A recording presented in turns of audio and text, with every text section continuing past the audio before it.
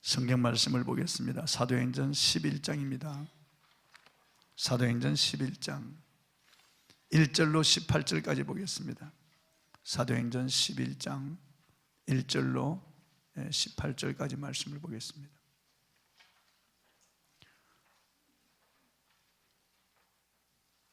제가 봉도에 올리겠습니다.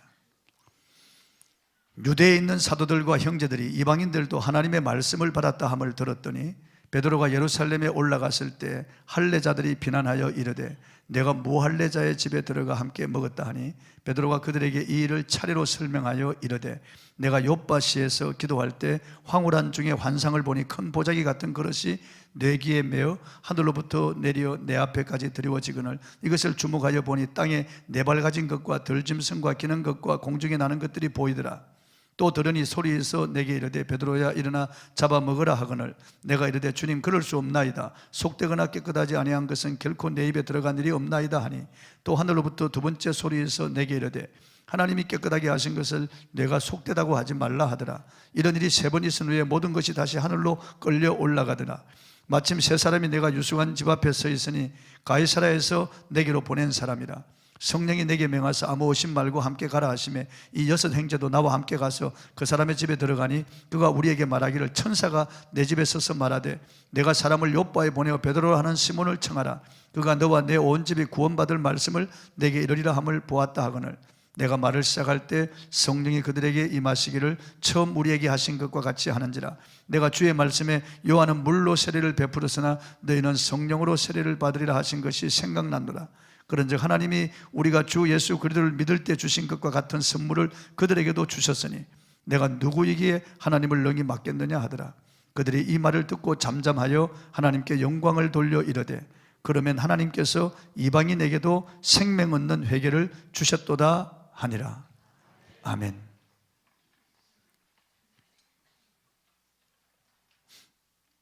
하나님이 하시면 누가 맡겠느냐, 이런 제목으로 오늘 말씀을 통해서 은혜를 나누겠습니다. 베드로 사도가 고넬료의 집에 가서 만유의 주 예수 그리스도를 전하기 시작할 때 성령이 그들에게 임하시고 모인 모든 사람이 성령을 받고 방언을 하고 하나님을 높이고 찬양하는 역사가 일어났습니다. 베드로 일행이 그 집에서 며칠 더 유숙하면서 세례를 주고 그 사람들을 더 믿음으로 견고하게 한 다음 예루살렘으로 돌아왔습니다. 그런데 예루살렘 교회에 돌아오니 예루살렘 교회 유대인 헬라파 사람들이 베드로를 비난하기 시작했습니다. 그 이유는 이방인 집에 들어가서 이방인들과 함께 유숙하며 식사했다는 것입니다. 본문 2, 3절을 한번 읽어보겠습니다. 시작. 베드로가 예루살렘에 올라갔을 때 할례자들이 비난하여 이르되 내가 무할례자의 집에 들어가 함께 먹었다 하니, 원어에 보면은 이 비난이라고 하는 말은 분노를 가지고 정죄했다 이렇게 되어 있어요. 그러니까 예수 그리스도를 믿지만은 할례 받은 유대인들에게만 구원이 있다고 믿는 이 소위 헬라파 유대인들이 베드로를 정죄했다는 거예요. 너가 어찌 유대인이면서 이방인의 집에 들어가서 이방인들과 함께 식사를 할 수 있느냐, 그들과 함께 유숙할 수 있느냐, 그 말이에요. 충격을 받았다는 겁니다. 이들은 오랫동안 율법과 전통에 매여 살아오다 보니까 그만 그 율법과 전통이 복이 아니고 그들에게 오히려 이 저주가 되어버리고 말았어요. 하나님은 모든 민족 가운데 유대 민족을 먼저 택하셔서 그들에게 선자들을 보내어서 하나님의 말씀을 주시고 그것을 기록하게 해서 성경을 주셨어요. 그리고 유대인들에게 성전도 주시고 제사 제도를 통해서 죄사함의 은총도 주셨습니다. 그것은 유대인들이 먼저 하나님을 믿고 그들이 제사장 나라가 되고 그들이 제사장 백성이 되어서 이방 여러 민족들에게 하나님을 알게 하기 위한 통로로 사용하기 위해서 하나님이 그들에게 성경도 주시고 선지자도 주시고 성전도 주시고 그리고 여러 이런 율례를 주셨는데, 그들이 그걸 받고 감사하면서 하나님의 사명을 감당해야 될 것인데, 그들은 자기들만 택함을 받았다는 착각 속에 선민의식과 그리고 율법을 변질시킨 전통의식 속에서 이방인들을 오히려 멸시하기 시작했습니다. 그래서 이방인들은 짐승보다 못하다고 생각했어요. 자기들만 하나님의 사랑을 받고 자기들 공동체에 들어와야만 구원을 받는다고 그렇게 생각했습니다. 대단한 오해요, 착각이죠. 하나님은 이방인이라고 해서 차별하지 않습니다. 하나님은 유대인이나 이방인이나 하나님 다 사랑하십니다. 하나님은 모든 민족을 보편적으로 사랑하세요. 누구든지 예수 그리스도를 믿으면 다 구원하시는 거예요. 하나님은 요나서를 통해서 하나님이 이방인들을 얼마나 사랑하시는가를 우리에게 알게 하셨어요. 아미떼의 아들 요나는 선지자였습니다. 하나님의 말씀이 요나에게 임하였습니다.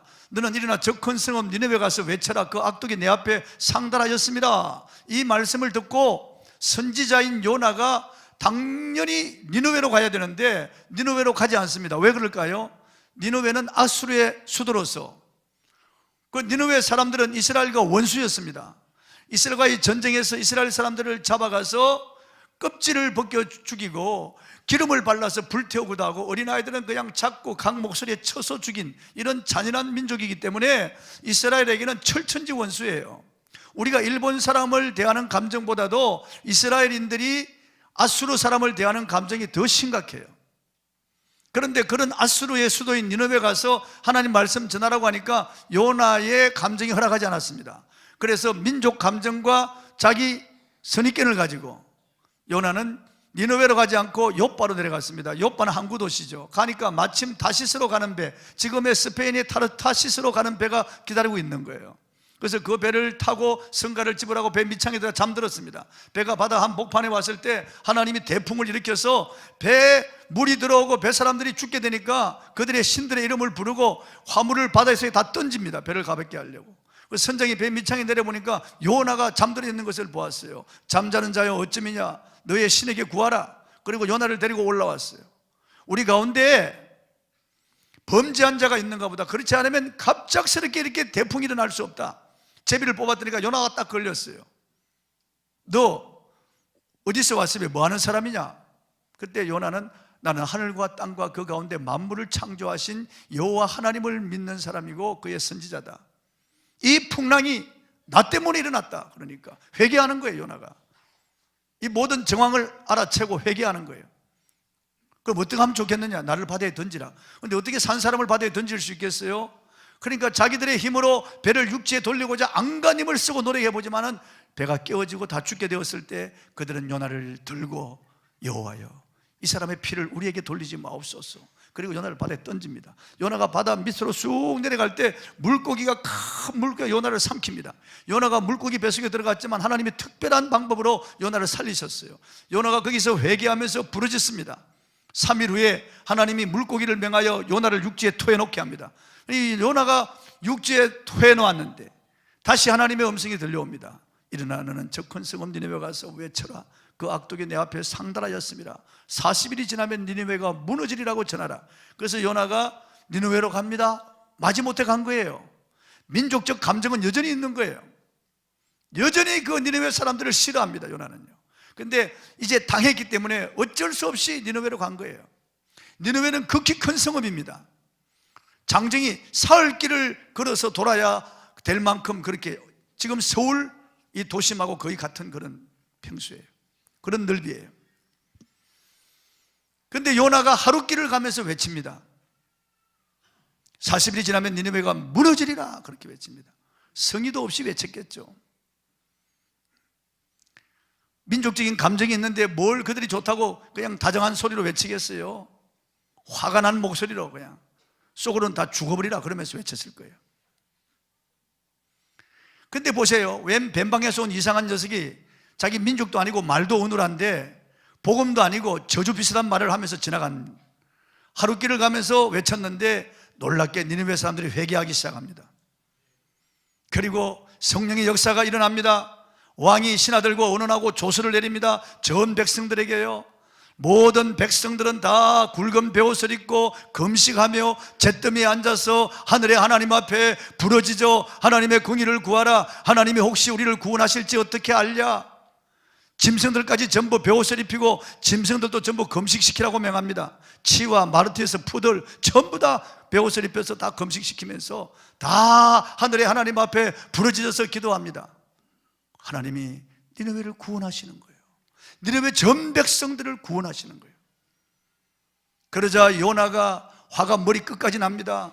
산 중턱에 올라가서 그 니느웨 씨가 내려다 보이는 산 중턱에 팔짱을 끼고 내 이럴 줄 알았다니까. 그래서 내가 안 오려고 했지.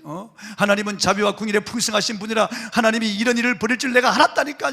그러면서 화가 나가지고 어쩔 줄을 모르는 거예요. 그때 하나님이 이 요나가 그 땡볕에서 더위에 그냥 홍고리 하는 걸 보면서 박넝쿨 하나 이렇게 재배합니다. 금방 자라죠. 그래서 요나 위를 덮어줍니다. 그러니까 또 인간은 간사해서 금방 또 해 그립니다. 하나님이 벌레 한 마리를 시켜서 박넝쿨을 갉아먹게 하니까 금방 박넝쿨이 시들어 버리는 거예요. 그러니까 또 화를 냅니다. 그때 하나님께서 이렇게 말씀하세요. 요나서 4장 11절 12절 읽어보겠습니다. 시작. 여호와께서 이르시되 내가 수고도 아니하였고 재배도 아니하였고 하룻밤에 났다가 하룻밤에 말라버린 이 박넝쿨을 아꼈거든. 하물며 이 큰 성읍 니느웨에는 좌우를 분별하지 못하는 자가 12만여 명이요 가축도 많이 있나니 내가 어찌 아끼지 아니하겠느냐 하시니라. 보세요. 하나님은 이방인뿐만 아니라 가축도 아끼신 하나님이에요. 소나 짐승 다 하나님이 아끼시는 거예요. 다 가축도 아끼는 하나님이시죠. 말이나 소나 돼지나 다 가축도 아낀다. 그리고 그 어린아이들, 좌우를 분별한 어린아이들 내가 아끼는 것이 당연하지 않느냐. 하나님이 이렇게 니느웨를 사랑하신다는 거예요. 예수님의 족보에 보면은 예수님의 족보상 할머니, 다윗의 할머니들이 쭉 기록되어 있습니다. 놀라운 일입니다. 그런데 그 사람들 이방인들이 있어요. 다말, 가나안 여인이죠. 그리고 라합, 아모리 족속 여인이죠. 룻, 모압 족속입니다. 이런 이방인 여인들이 당당하게 다윗의 할머니 족보에 올라가 있고 예수님의 족보에 올라가 있습니다. 그리고 엘리야를 공개한 사르밧 가부의 이 성행 기록에서 오늘날 귀감이 되고 있습니다. 그리고 나만 장군이 아람 나라의 이방인이지만은 엘리사를 통해서 고침받은 이런 기록이 성경에 다 기록되어 있어요. 하나님은 이방인이나 유대인이나 하나님 차별하지 않고 하나님은 모든 사람 사랑하신다는 거예요. 그 중에서 하나님을 믿고 돌아오는 사람을 하나님이 특별히 사랑하시는 거예요. 유대인들은 이방인들을 짐승같이 취급하는 거예요. 아니 짐승보다 더 못하게 취급하는 겁니다. 이방인하고 상종도 하지 않는 거예요. 율법을 변질시킨 거죠. 하나님을 오해한 것입니다. 하나님이 주신 사명을 내팽개쳐버린 겁니다. 이 사람들은 전통과 과거에 포로가 되어 있는 사람들이에요. 자기 조상들이 했던 그 죄를 그대로 짓는 거예요. 구약 성경을 통해서 하나님은 이렇게 이방인도 사랑하신다고 하는 사실을 알아야 되는데 그럼에도 불구하고 그들은 조상들이 입에서 입으로 내려오는 전해준 이런 잘못된 이런 습관 전통에 매여 있다고 말해요. 오늘날도 예수를 믿지만은 과거에 사로잡혀 있는 사람들이 많습니다. 유튜브에 올라온 동영상을 제가 보았습니다. 할머니 한 분이 기도하는데 아버지, 하늘아버지 우리 자손들 다 잘되게 해주세요. 건강하게 해주세요. 복을 주세요. 예수님 이름으로 기도합니다. 나무아비타불 아멘 그러는 거예요. 실은 불교에 있던 그 습관 그대로 못 버리고 그렇게 그게 두 번이나 그렇게 나무아비타불 하는 걸 내가 보았습니다. 참 안타까운 일이죠. 예수를 믿으면서도 말이요 집사가 자녀 딸 결혼하는데 궁합을 보는 집사가 있었어요. 그래. 목사님 재미로 보는 거예요. 재미로 봅니까 여러분? 재미로 보는 거예요. 그 악습인데요. 성경은 악은 모든 모양이라도 버리라고 말씀하고 있는데 그 이름도 부르지 말라고 말씀하고 있는데 그 궁합 보러 갑니까? 연초에 토정비결 보는 정신 나간 사람도 있습니다. 스포츠 신문에 오늘의 운세 그래가지고 띠를 봅니다. 내가 말띠니까 이렇게 보는 거예요. 카카오 스토리에 재미로 보는 운세 이거 보는 사람이 있습니다. 여러분 이거 정말 위험한 짓입니다. 하나님 이걸 정말 싫어하고 가정에 계십니다. 이런 짓을 하면 안 돼요. 우리 띠를 말하면 안 됩니다, 여러분. 양띠, 개띠, 소띠, 말띠, 용띠 이런 띠를 말하면 안 돼요. 이 띠는 네팔의 한 중이 마귀에게 사로잡혀가지고 우리 인간에게 12간지를 붙여준 거예요. 마귀는 우리 인간을 짐승 수준으로 떨어뜨리는 거예요. 아니, 짐승보다 못하게 만드는 거예요. 그게 마귀가 하는 짓이에요. 하나님의 형상, 하나님의 모양인 우리를 짐승보다 더 못하게 만드는 게 마귀의 목적이에요. 그래서 술을 먹이고 마약을 먹이고 우리에게 온갖 중독을 시켜서 짐승보다 못하게 만드는 거예요. 여러분, 짐승들은 그런 짓을 하지 않습니다. 술 먹고 행패를 부리고 포건하고 사람을 때리고 죽이고 그런 짓을 하지 않아요. 마약 먹고 그냥 그렇게 나쁜 짓 하지 않는다고. 짐승들은요, 짐승들이 시기하고 질투하고 미워하고 분노하고 원망, 이 짐승 그런 짓 하지 않아요. 짐승들은 그런 짓 안 합니다. 짐승이 동성애하고 그런 짓 하지 않습니다. 짐승은요, 인간이 짐승보다 더 타락한 거예요. 마귀가 그렇게 만드는 거예요. 그냥 죄를 짓게 해서 짐승 이하의 수준으로 만드는 거예요. 그게 마귀가 하는 짓이에요. 그러니까 마귀가 인간에게 띠를 붙여준 거예요. 너는 개다, 개띠. 너는 소띠, 소띠. 짐승, 잔나비띠. 그냥 이렇게 용띠, 말띠 다 붙여가지고 말할 때, 그런데도 이렇게 못하게 하는데도 우리 집사님 가운데 한 분이 무슨 띠요? 내가 듣는데도 그러니, 에이 정말 참 옛 습관, 그 나쁜 그걸 못 버리고 그렇게 묻는 거예요. 띠를 말하는 거예요. 우리 큰딸이 어릴 때, 야 너는 성령띠다, 알았지? 성경에 보니까 성령이 하나 되게 하는 띠라고 나오거든요. 또 사랑의 띠라고 나오고, 그러니까 사랑띠라고 하거든요. 성령띠라고 그렇게 해야 될 거 아니겠어요? 그러니까 우리 진숙이한테, 야 너 성령띠다, 성령띠. 그러니까 얘는 그런 줄 알았죠. 도덕 시간에 자기 띠를 기록하라 그렇게 나왔죠. 그래서 얘가 성령띠 딱 썼어요. 틀렸어요. 틀렸다고 짝 꺼가지고 나와요. 그러니까 애가 울면서 와가지고, 아빠 성령띠라고 썼는데 틀렸잖아. 괜찮아, 괜찮아. 틀려도 괜찮아. 여러분, 그런 짓을 하면 안 돼요. 이런 유대인처럼 잘못된 이런 전통이나 습관에 매여 있으면 안 돼요. 예전에 얼마나 나쁜 습관들이 많아요. 손 없는 날 이사 가야 된다, 뭐 문턱을 밟지 마라, 복 나간다. 얼마나 그런 유교, 불교 그런 전통에 사로잡혀 살았던 사람들이 예수를 믿고도 그걸 버리지 못하고 있는 거예요. 그러면 손 없는 날 더 이사 가야 돼요. 문턱 밟지 말라면 팍 밟아버려야 돼요. 절대로 예수 믿는 사람은 사주팔자 운명에서 벗어난 사람들이에요, 여러분요. 그러니까 우리는 예수 안에 있는지 그런 율법 저주 아래 있지 않습니다. 은혜 아래 있는 사람들은 은혜 아래 있는 사람답게 살아야 되는 거예요. 옛 사람의 전통에 매이면 안 됩니다, 여러분. 말해도 미국 사람들이 자주 쓰는 오 마이 갓, 이거 하는 이름 망령되 일컫는 말이에요. 그러면 지저스, 오 마이 갓 이러는 거예요. 아주 악한 짓이에요. 그런 말을 쓰면 안 돼요, 여러분요. 하나님의 이름을 망령되 일컫는 거예요. 우리 절 전통과 나쁜 관습에서 벗어나야 됩니다. 새 포도주는 새 부대에 담아야 되는 거예요. 이 유대인들의 오해에 대한 베드로의 간증이 있었습니다. 본문 4절을 한번 읽어보겠습니다. 시작. 베드로가 그들에게 이 일을 차례로 설명하여, 이 일이라고 하는 것은 성령이 이방인들에게, 하나님의 성령을 이방인들에게 부어준 그 일을 말하는 거예요. 그리고 자기들이 이방인들과 함께 유숙하고 음식을 먹었던 것 왜 그랬느냐는 설명하는 거예요. 과거의 베드로 같으면 불같은 성질을 가진 사람이라서 그런 말을 들으면 그만 화를 냈을 거예요.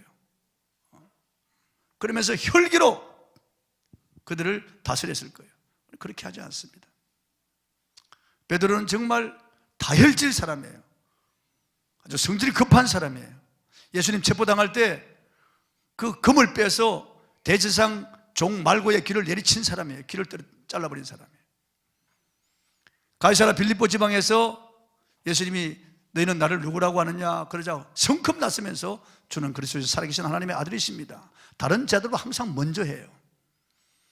그 풍랑이는 밤바다 파도 위를 걸어오는 예수님을 확인하고는 주시던 나를 명하여 무리로 걸어오라 하소서라고 하자 예수님이 오라고 하니까 그 다른 제자들은 엄두도 못 내죠. 성큼 그 파도치는 밤바다에 뛰어듭니다. 이 베드로,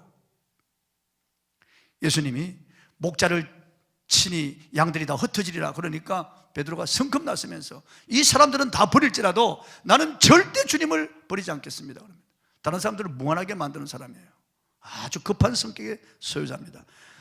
예전 같으면 자기를 비난하는 유대인들을 향하여 하나님이 하신 일을 가지고 너희가 뭔데 나를 비난해? 그랬을 거예요. 그런데 이제 그렇게 하지 않습니다. 베드로는 성령 받고 변화되었습니다. 자기를 향하여 책망하고 정죄하는 유대인 신자들을 향하여 온유한 심정으로 대하면서 사려 깊은 마음으로 하나하나 차례대로 설명해서 그들을 이해시키고 설득시키는 것을 볼 수 있습니다. 이처럼 옛 관습과 전통에 매여서 부정적인 이런 시각을 가지고 베드로를 책망하는 유대인이지만은 베드로는 예수님을 닮은 그런 온유한 사람으로 변화되었습니다.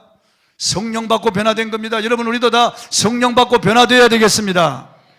성경 빌립보서에 보면은 너희 안에 이 마음을 품으라 곧 그리스도 예수의 마음이니 그랬습니다. 그럼 예수님의 마음이 어떤 마음입니까? 예수님은 나는 마음이 온유하고 겸손하니 내 멍에를 메고 내게 배우라고 그랬습니다. 온유하고 겸손한 분이에요. 예수님은 온유하고 겸손한 분입니다. 성령은 그리스도의 영이시기 때문에 우리 안에 들어오면은 예수님을 알게 하고 예수님을 닮게 하는 거예요. 성령 충만은 예수님 충만이에요.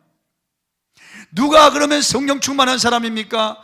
누가 성령 받은 사람입니까? 온유하고 겸손한 사람이죠. 온유하고 겸손한 사람이에요. 아직 성질이 난폭하고 성질이 너무 급하고 사람들을 비난하고 정죄하는 사람들은 아직 성령 받은 사람이 아니에요. 사람들 수근수근하고 비난하고 남들 흠을 퍼뜨리고 험담하고 이런 사람 아직 성령 받은 사람이 아니에요. 성령 받은 사람은 온유하고 겸손한 사람이에요. 예수님을 닮은 사람이에요. 남의 허물을 덮어주는 사람이에요. 성령 받은 사람은 남을 칭찬하고 남을 축복하는 사람이에요. 성령 받은 사람은 감사하는 사람이고, 성령 받은 사람은 긍정적인 사람이고, 성령 받은 사람은 언제나 관용을 베푸는 사람이고 용서하는 사람이고, 성령 받은 사람은 언제나 남을 이해하려고 하는 사람이에요. 사려 깊은 사람이에요. 베드로처럼. 그래 베드로가 차례대로 설명하는데 그가 경험했던 것을 간증했습니다. 그가 욥바시에 소재한 무두장이 시몬의 집에 유숙하고 있을 때 하나님께서 한 환상을 보여주셨는데 큰 그릇이 내려오는데 네 귀를 묶은 큰 보자기 같은 그릇이 내려오는데 거기에 레위기에 먹지 말라고 한 가증스러운 짐승들이 가득한 거예요. 네 발로 기는 것, 공중의 새 이런 것들, 한마디로 말하면 부엉이, 올빼미, 따오기, 그리고 황새, 뱁새 이런 것들이 들어있고, 그리고 개, 돼지 이런 것들이 막 들어있다는 거예요. 유대인들은 그걸 절대 먹지 않습니다. 하나님 먹지 말라고 하시기 때문에. 그런데 하나님께서 잡아먹으라 하는 음성이 들리는 거예요. 그래서 베드로가 주여 그럴 수 없나이다. 속되거나 깨끗하지 아니한 것은 결코 내 입에 들어간 일이 없나이다. 그렇게 하니까 하나님께서 하나님이 깨끗하게 하신 것을 내가 속되다 하지 말라 이런 음성이 똑같은 이런 그 세 번 보이고 세 번 음성이 들리는 거예요. 그래서 이게 뭘까? 이 환상이 무슨 뜻일까? 하고 내려오는데 성령께서 내가 보낸 사람들이 있다. 그를 따라가라 그러시는 거예요. 그래서 누가 문을 두드려 내려가 보니까 고넬료가 보낸 세 사람이 거기 서 있는 거예요. 그래서 성령이 의심하지 말고 따라가라 그래서 하룻밤 자고 난 그 다음날 따라갔다는 거예요. 가보니까 로마의 백부장 고넬료의 집인데 가이사라에 있는 고넬료의 집에 들어가 보니까 고넬료가 그의 가족들과 일가 친척 친구들 종들 다 모아놓고 있는 거예요. 그리고 고넬료가 하는 말이 엎드려 절하며 하는 말이 내가 기도할 때 천사가 나타나서 욥바 무두장이 시몬의 집에 있는 베드로라고 하는 사람을 청하여 그의 말을 들으라고 해서 내 종들을 당신에게 보냈나이다. 자, 이제 우리는 당신의 말을 듣기 위하여 하나님 앞에 있나이다. 그래서 베드로가 예수 그리스도에 대하여 말을 시작할 때 성령이 강림했다는 거예요. 예수 그리스도에 대한 말을 시작할 때. 본문 15절입니다. 한번 읽어보겠습니다. 시작. 내가 말을 시작할 때 성령이 그들에게 임하시기를 처음 우리에게 하신 것과 같이 하는지라. 분명한 것은 베드로가 유창하게 설교하고 있을 때 성령이 저들에게 임한 것도 아니고 설교가 끝나고 통성기도 시간에 성령이 임한 것도 아닙니다. 베드로가 이방인들이 성령 받기를 위하여 기도하거나 소원한 적이 없습니다. 베드로가 설교를 시작할 때 성령이 임하셨다고 하는 것은 베드로의 어떤 경건과 영향력이 아니었다는 겁니다. 이방인들에게 성령을 부어주신 것은 성령이 주도권을 가지고 성령이 임의로 하신 일이지 베드로의 어떤 경건과 능력에 의해서 성령이 임한 것이 아니라는 거예요. 아니라는 거예요. 하나님이 은혜 주실 자에게 은혜 주시고 능력 주실 자에게 능력을 주신다는 거예요. 인간의 어떤 경건과 능력에 의해서 성령이 움직이지 않는다는 거예요. 성령 그분이 주도권을 가지고 행하신다는 거예요. 그래서 그들이 새 방언을 말하기 시작했고 하나님을 높이며 찬양하기 시작했습니다. 이것이 성령 받은 사람들의 모습입니다. 성령 받은 사람은 새 방언을 말하고요, 하나님을 찬양하고 하나님을 높입니다. 성령 받은 사람이 하는 짓이에요. 오순절 마가다락방에 성령 받은 사람들도 방언을 말하고 하나님을 높이고 찬양했어요. 똑같아요. 고넬료 가정에 모인 이방인들, 이 사람들은 예수를 믿지 않던 사람, 불신자들인데, 전혀 알지 못하는 사람들인데도 성령이 그들에게 임하니까 그들이 새 방언을 말하고 하나님을 높이고 찬양하기 시작했어요. 성령 받은 사람의 특징이 이게요. 지질거리고 비난하고 수근수근하고 험담하고 부정적인 말을 하고 남을 저주하고 모독하는 말을 하고 욕하고 거짓말하고 이런 말이 아니고, 이제는 긍정적인 말을 하고 남을 칭찬하고 축복하는 말, 감사하는 말을 하고 덕을 세우는데 소용되는 아름다운 말을 하는 새 방언을 말하는 거예요.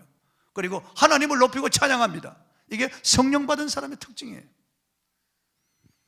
본문 15절을 다시 한번 읽어보겠습니다. 시작. 내가 말을 시작할 때 성령이 그들에게 임하시기를 처음 우리에게 하신 것과 같이 하는지라. 여기서 처음 우리에게 하신 것과 같이 했다는 말은 오순절 성령 강림을 말하는 거예요. 사도행전 2장 1절로 4절에 기록된 성령 강림을 말하는 거예요. 거기 보면 오순절 날이 이미 이르매 저희가 다 같이 한 곳에 모였더니 호련히 하늘로부터 급하고 강한 바람 같은 소리가 저희 앉은 온 집에 가득하며 불이 해같이 갈라지는 것이 각 사람의 머리 위에 임하여 보이더니 저희가 다 성령의 충만함을 받고 다른 언어들로 말하기를 시작하니라. 성령 강림 사건을 그가 기억했다는 거예요. 똑같은 현상이 일어났다는 거예요. 이방인들에게도 똑같은 현상이. 어떤 신학자들은 오순절 성령 강림 사건은 단회적이고 이례적이다. 딱 그때 한 번 있었다. 그 뒤로 그런 현상은 없다 그럽니다. 천만에요. 고넬료의 가정에 재현되었죠. 사마리아에 임했죠. 그리고 에베소 교회에 임했습니다. 사도행전 4장에 보면은 사내들인 앞에서 풀려나온 제자들이 기도할 때 또다시 재현되었습니다. 계속 재현되는 거예요, 여러분.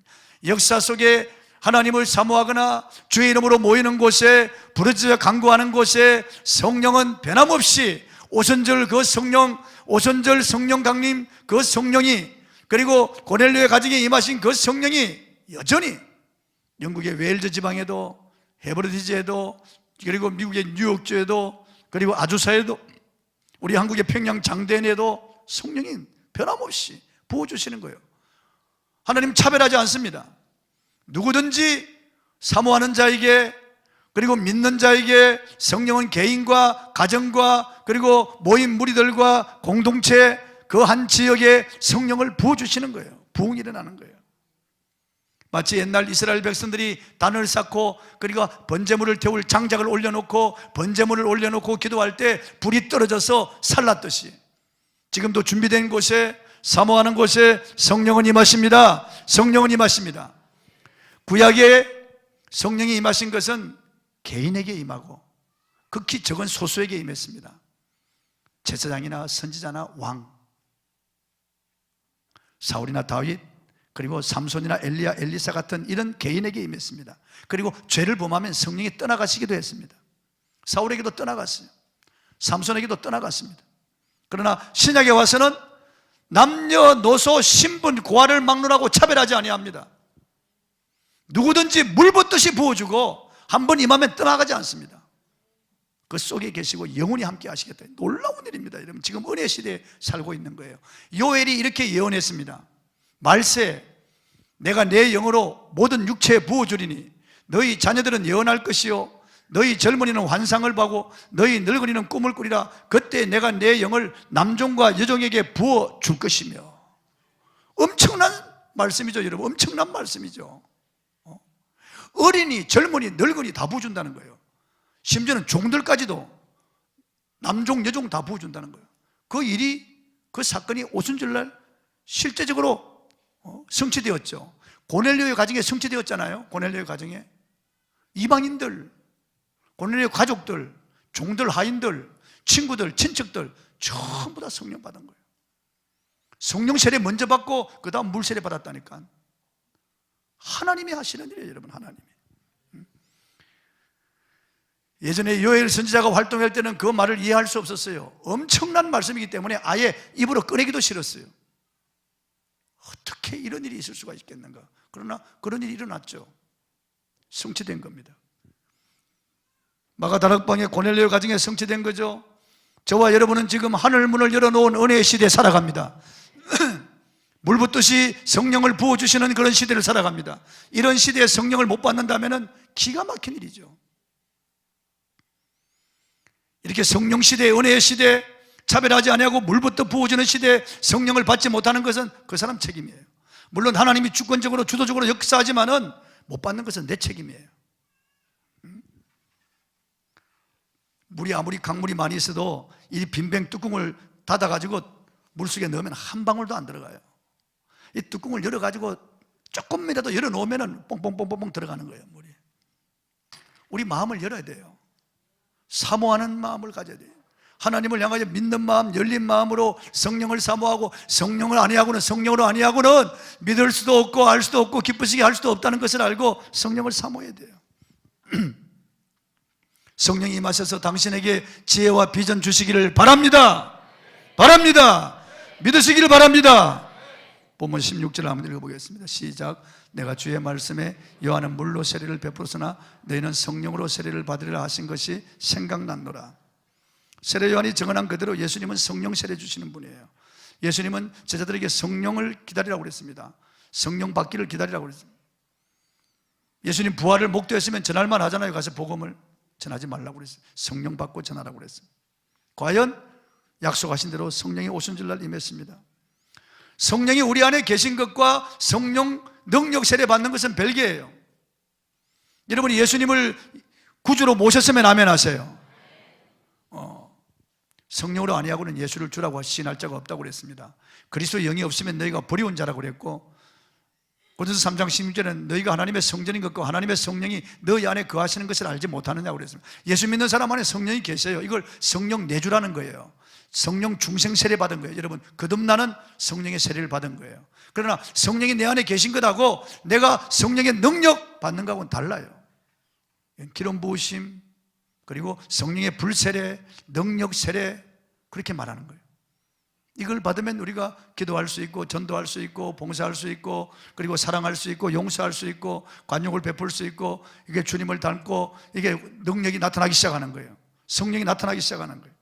그러므로 여러분, 성령을 간절히 구하시기를 바랍니다. 아이돌 가수가 체육관에서 공연하는데 거기 들어가려고 밤에 젊은 애들이 장사진을 치르고 있는 거예요. 아니, 서리가 내리는 그 추운 밤에 비닐 깔고 덮고 그 기다리고 있는, 줄 서고 기다리고 있는 거예요. 들어가자 그냥 본물 터지듯이 달려 들어가서 앞자리에 앉으려고 꽉 앉아가지고 아이돌 가수들이 공연하는데 막 미친 듯이 환호하고 말이에요. 부러짓고 그냥 애들이 그냥 완전히 제정신이 아니에요. 그냥 얼굴이 붉게 상기돼가지고 이름을 부르면서 흔들고 막 그러는 거예요. 공항에까지 몇천 명이 나와가지고 말이죠. 장사진을 치르면서 비명을 지르고 막 그러는 거예요. 그렇게 열정적으로 성령을 구하면 성령 받지 못할 사람이 없어요, 여러분. 그 정도로 한다 그러면은 정말 성령 받지 못할 사람이 없습니다, 여러분. 악령이 역사하는 곳에도 그렇게 역사하는데 말이에요. 그러므로 여러분, 성령의 능력을 간절히 사모하시기 바랍니다. 금호 제일감리교회를 담임했던 장광영 목사님의 책을 제가 읽어보았어요. 그분이 이미 돌아가셨습니다. 천국 가셨는데 그분이 목회할 때 한 100여 명 됐는데 점점 떨어지는 거예요. 교인들이 이사가고 뭐 그냥 시험 들어 나가고 점점 교인들이 떨어지는 거예요. 목사님 실망했습니다. 이제 한 4, 50명 남았는데 목회를 접으려고 그랬습니다. 나는 목사 은사가 아닌가 봐. 마지막 부흥회나 한번 하자. 그래서 목사님 모시다가 부흥회를 하는데 이분이 은혜를 제일 많이 받았어요. 장관님 목사님이. 부흥회 끝나는 날 마치고 성도는 다 돌아갔는데 자기 혼자 예배당에 앉아가지고 찬송을 부르기 시작했어요. 울면서. 찬송 95장, 나의 기쁨 나의 소망 되시며 나의 생명이 되신 주, 밤낮 불러서 찬송을 드려도 늘 아신 마음뿐이. 이 찬송을 13시간 동안 불렀다는 거예요. 계속 성령이 그에게 임했습니다. 몸과 마음이 뜨거워지면서 비오도 눈물이 쏟아지고 마음이 뜨거워지면 견딜 수가 없습니다. 이 성령을 받은 거예요. 불세례 받은 거예요. 그 다음 주부터 설교하는데 성도들이 울기 시작하죠. 성도들이 각성하고 회개하고 전도하기 시작하면서 교회가 굉장히 부흥하는 거예요. 부흥하는 거예요. 그 책에 썼더라고요. 외성적인 사람은 바깥으로 드러나서 그런 외성적인 그런 은사를 받습니다. 그러나 또 내성적인 성격의 소유자는 비둘기 같은 성령을 받습니다. 그렇게 요란스럽지 않더라도 조용하게 덜썩덜썩하지 않더라도 조용하면서 성령 세례의 내적 세례를 받아가지고 아주 온유한 심정으로 사람을 섬깁니다. 마음이 뜨거워집니다. 변함이 없습니다. 유명한 성경학자인 F.B. 마이어는 자기 경험을 이렇게 말하고 있습니다. 그가 어느 날 기도회를 마치고 길목을 돌아가면서 한탄하고 있었습니다. 오 하나님, 성령이 임하실 필요가 있는 사람은 다른 사람이 아닌 바로 저입니다. 그러나 어떻게 하여야 성령을 받는지 알 수가 없습니다. 저는 너무 지쳤고 힘을 잃었기 때문에 이제는 고통밖에 남지 않았습니다. 그때 한 음성이 들려왔습니다. 십자가에 죽으신 그리스도의 손으로부터 죄 용서를 받았듯이 이제는 살아계신 그리스도로부터 성령을 받으라. 그 음성을 마음으로 들으면서 내 영혼 속속들이 성령께서 임하시기를 소원하게 되었는데, 누가 내 머리에 손을 얹은 것도 아니고 불이 떨어진 것도 아니며 무슨 바람 소리 같은 것도 전혀 느끼지 않고 아무런 흥분된 느낌도 없이 다만 믿음으로 나는 성령을 받고 그 후 일생을 늘 성령 안에서 살았습니다. 이렇게 고백했습니다. 요란한 게 아무것도 없어요. 느낌도 정상도 없어요. 뭐 뜨거움도 없어요. 그러나 그는 그날 이후로 일평생 내적으로 충만해졌다는 거예요. 충만해졌다는 거예요. 그러니까 하나님은 기질 따라서, 성격 따라서, 그 그릇 따라서 성령을 부어주시는 거예요. 하나님이 하시는 일은 그 누구도 막을 수 없습니다. 본문 17절을 읽어보겠습니다. 시작. 그런즉 하나님이 우리가 주 예수 그리스도를 믿을 때 주신 그 같은 선물을 그들에게도 주셨으니 내가 누구이기에 하나님을 너희 맡겠냐 하더라. 베드로의 의지가 아니에요.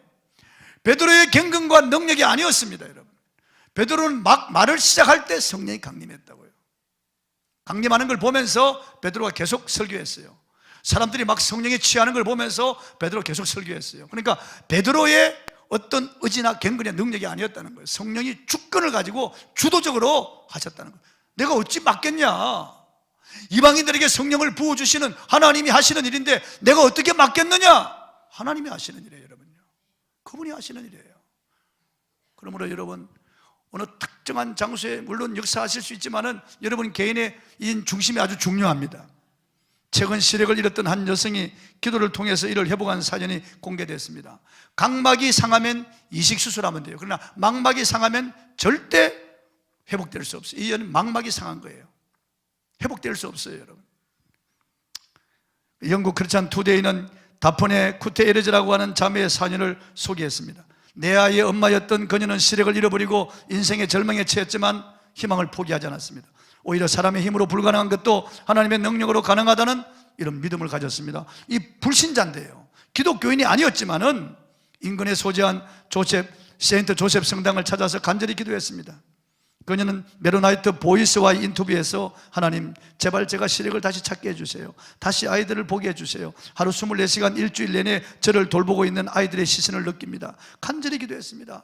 엄마가 아이들을 돌봐야 되는데 아이들이 엄마를 돌보니까 너무나 기가 막힙니다. 하나님 도와주세요. 간절히 기도했습니다. 이후 여러분의 기도 끝에 그녀는 결국 기적적으로 눈을 떴습니다. 시력을 회복하던 순간 그녀는 나는 눈을 계속 씻었다, 눈이 불타는 것처럼 뜨거웠다며 당시를 회상했습니다. 그녀의 주치의인 앤 보락 전문의는 도저히 이해할 수 없는 일이라 다른 2명의 전문의에게도 진료를 부탁했습니다. 사실 의학적으로 도저히 설명할 수 없는 일이었습니다라고 했습니다. 3일 뒤 의사들은 다프니의 시력이 완전히 회복됐다는 확정 판결을 내렸습니다. 하나님이 하신 일이에요. 불신자인데, 불신자이지만은 하나님을 찾을 때 하나님이 하신 일이에요. 누가 맡겠어요? 하나님이 하셨는데. 나인성 가부가 아들이 죽어서 관에 넣고 상류에 싣고 파묻으러 가는데 상녀들을 따라오면서 애간장이 끊어지지 통곡하면서 애절하게 울면서 오는데 예수님이 맞은편에서 그 상녀 행렬을 마주하고 오셨어요. 그리고 상녀를 멈추셨어요. 그리고 가부에게 울지 말라 그러셨어요. 그리고 관에 손을 대시며 죽은 송장에게 청년아, 내가 네게 명하노니 일어나라. 그래서 죽었던 송장이 살아서 벌떡 일어났습니다. 얼마나 놀랬게 사람들이에요. 그래서 그 의미의 품에 안기고 나인성의 큰 기쁨이 있고 하나님께 영광을 돌렸다고 했습니다. 과부가 예수님인 줄 알아보았을까요? No. 예수님께 기도했나요? No. 주님의 능력이 나타날 줄 알았나요? No. 전혀. 그냥 울기만 했을 뿐이에요. 그런데 예수님이 주도적으로 하신 일이에요. 기도도 하지 않고 예수님도 몰랐고 이 여인은 그저 울기만 했을 뿐인데 예수님이 하신 일이에요. 그분이 하십니다, 여러분. 그분이 하신 일을 누가 맡겠어요? 오늘 이 시간도 주님이 역사하실 것입니다. 찬송하십시다.